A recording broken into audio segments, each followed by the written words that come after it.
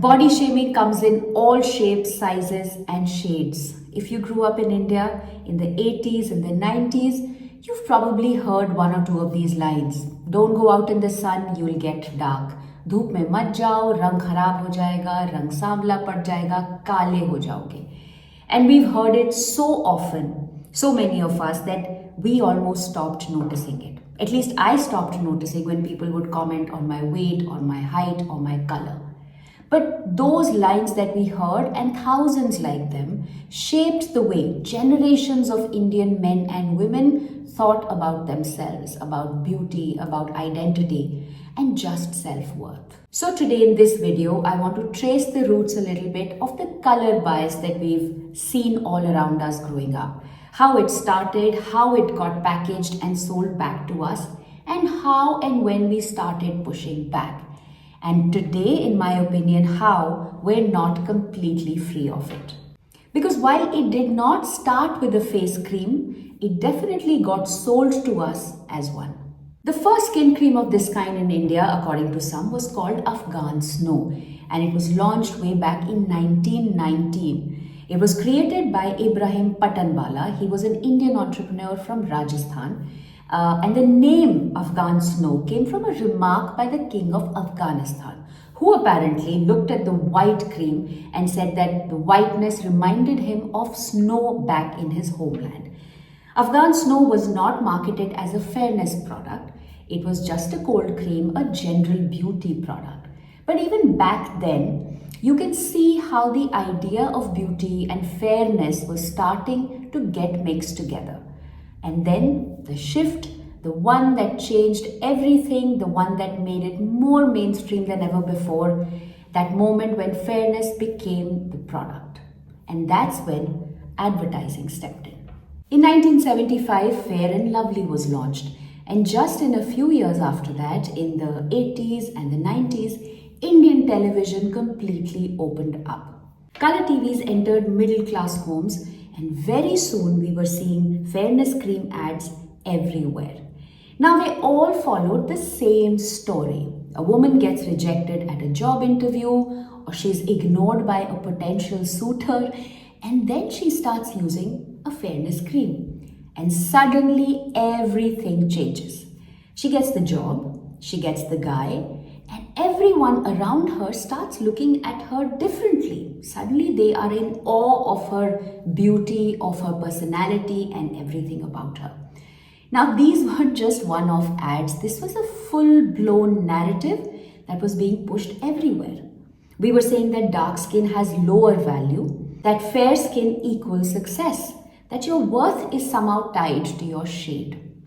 These were big brands with huge marketing budgets, and they knew exactly what they were doing. The public, they were lapping it up. The creams were flying off the shelves, and for years this bias thrived. Not just in ads, but in conversations, in movies, in the lyrics of all those songs. It was everywhere. And then came 2020, a global shift. Conversations around race, around beauty, and privilege exploded across the world. Obviously, Indian brands could no longer hide behind the old language. And so, the word fair, it started disappearing from products. Some products were rebranded entirely, but some entire product lines were discontinued. But did the message actually change? Today, we don't see fairness creams as openly as we used to earlier. But what do we see? We see brightening serums, illuminating day creams, and skin lightening boosters. The language has changed, but the thinking, not always. Here's a hard fact. A 2019 WHO study found that skin lightening products make up nearly half of India's skincare market. Let that sink in. Half of our entire skincare market is about products that help us get lighter or fairer. And that just goes to show how we think and how that demand is still there. Even today, a quick e-commerce search will give you hundreds of products that hint at fairness through words like glow or radiance or lightening. And before the men say that it's not just about women, I agree. This is not just about women anymore.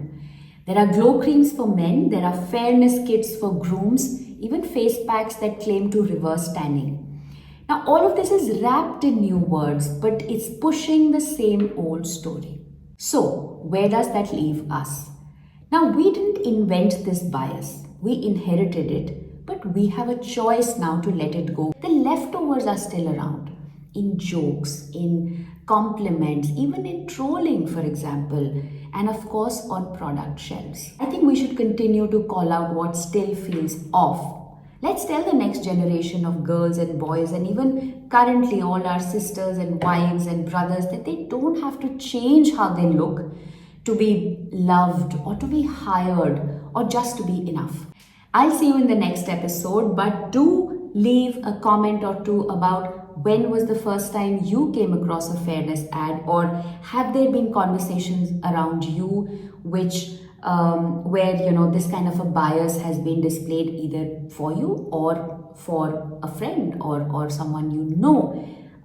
Let's keep having these conversations. This space is being built for that. Like I always say, lots of macro conversations, but a lot of things that actually matter to us on a day-to-day basis, they don't get discussed as much as they deserve to be. And this space is for that. So leave a comment, keep supporting us, subscribe to the channel so that the next time we come up with a new video, you get a notification. Until next time, bye.